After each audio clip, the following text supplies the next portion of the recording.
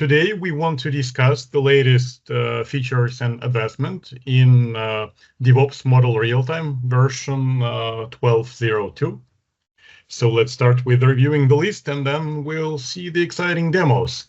So we start with usability improvements, and the first of them relates to the ability to copy an URI of an element and then to navigate to that specific element by using that URI. So these commands have been extended to support the following scenario. Now you can not only navigate to a specific element, but you could select a line in a particular code snippet for that element and get a link for that line and then navigate to it. Another improvement in this release was that we have added a special command to create capsule destructors.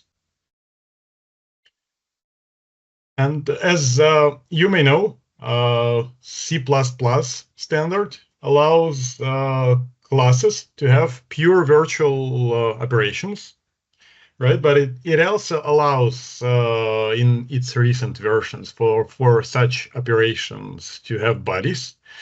So what we have noticed is when modeling this, sometimes users first create a body for an operation, but then they want to make the operation pure virtual. Right, and previously it was happening silently, but usually what users would like to do when making an operation pure virtual is to get rid of the body. So now users are explicitly notified about that, and they can control the behavior by means of a new special preference that we have added. Yet another improvement is that now to delete the entire return parameter of an operation, it's enough to just clean up the text in the return type field in the properties editor. So previously that only cleaned up the name, I think, not and the parameter remained as a kind of a junk in the model.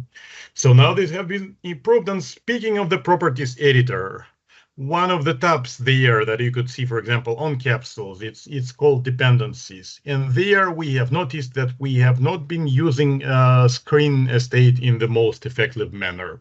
So there were some empty columns, and for some important information, there was not enough space. This has been also improved, and we'll see it in a bit. But looking at the list of improvements further, right? So as you might know also, when storing code snippets, we could use this CData option in XML. But we have noticed that sometimes in very specific cases, for example, like if you would be merging a branch that uses CData with a branch that on which the same model does not use CData, it could happen that all the new lines, all the new line characters would be gone from the CData pieces. So that was obviously a bug. Now this has been addressed, and we also improved a little bit the preference that controls which new line characters are used inside CData parts. We tried to make it even more obvious. So we'll see how that looks. Then, as you also may know, we have this build variants functionality that allows you to have a single user interface to create multiple variants of the builds of your model. And for that to work, you need to specify a JavaScript file that is called the build variant script. So now we support specifying this file, even if it is located not inside the workspace folder. It can happen if you're importing projects from other folders.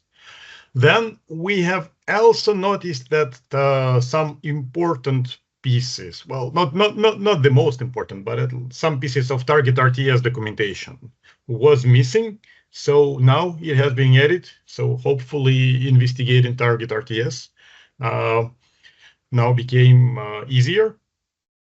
And then Another target RTS related improvement is that if you remember in the previous version, we have added JSON parser to the target RTS. Now in 12.0.2, this parser has been extended to support encoding and decoding of values with the type RT byte block. And we also extended the API for the JSON parser. Now you could iterate the keys in JSON object without needing to know the exact field names. So that also provides some flexibility.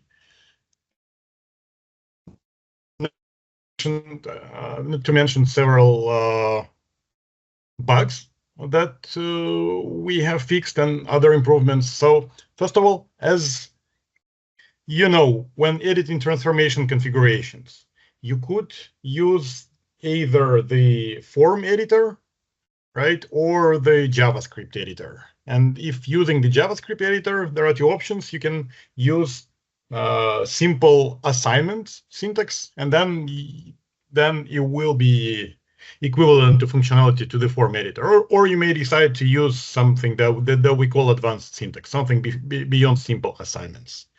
But in that case, previously, it was not possible to start a debug session from such transformation. Now this works flawlessly. And we also fixed, two annoying bugs, I would say, related to code, to model synchronization. And they were quite difficult to fix because the first of them was not very easy to reproduce, but we have seen it rarely, right? Sometimes the wrong pieces of code of the generated code were synchronized back to code snippets. So now this problem has been addressed. And also in some situation, by the way, related to this deletion of pure virtual bodies, for example, right? This run active transformation configuration dialog was appearing really without a good reason. So that has also been addressed. And now maybe one of the most exciting, for some at least, announcements today is that we improved our support for macOS. So we had shipped a precompiled target configuration for macOS on Intel architecture. In version 12.0.2, we now also include target RTS for Mac OS on Apple Silicon, or ARM64, as I think we call it.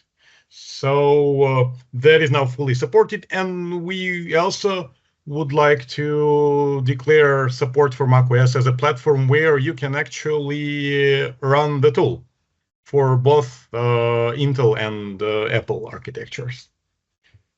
This support is still experimental because there was not enough time for us, unfortunately, to polish all the big number of the test chains that test the graphical user interface that we want to run there. But we'll continue working on that, and everything we did so far proves that it works nicely.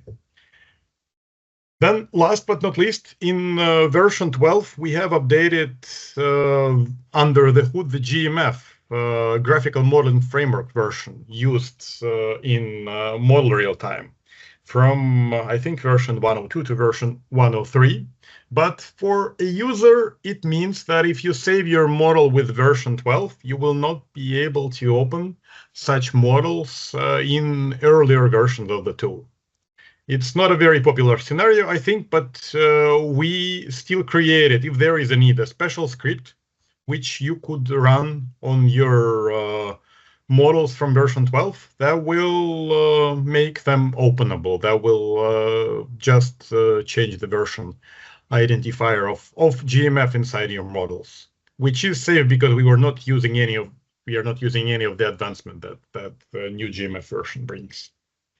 Yes, and the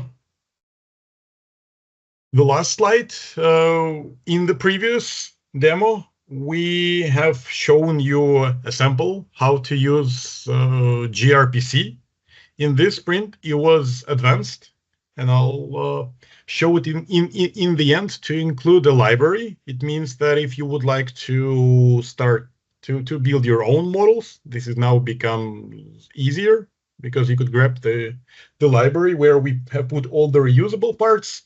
And we also have added a new configuration to support Linux.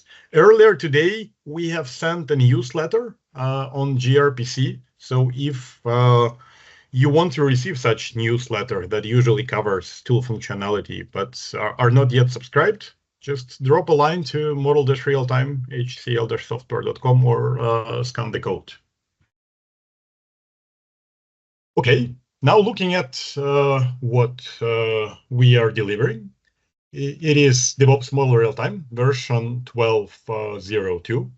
It's meant to be installed on Eclipse 2023-06. And the other supported versions include 11.1, 11.2, and 11.3. They are for earlier Eclipse versions, but they are currently in the maintenance mode. And I want to draw your attention to the fact that versions 11.1 and 11.2 will get out of support in the end of September 2024. So quite soon, please plan the adoption of the new versions accordingly. Okay, if we move further, here is the list of things that are currently being experimental in this release. For a while, we had this textual syntax for state machines. It remains experimental in 12.0.2. And as I mentioned, user interface support, right? So running Eclipse on macOS remains experimental for now.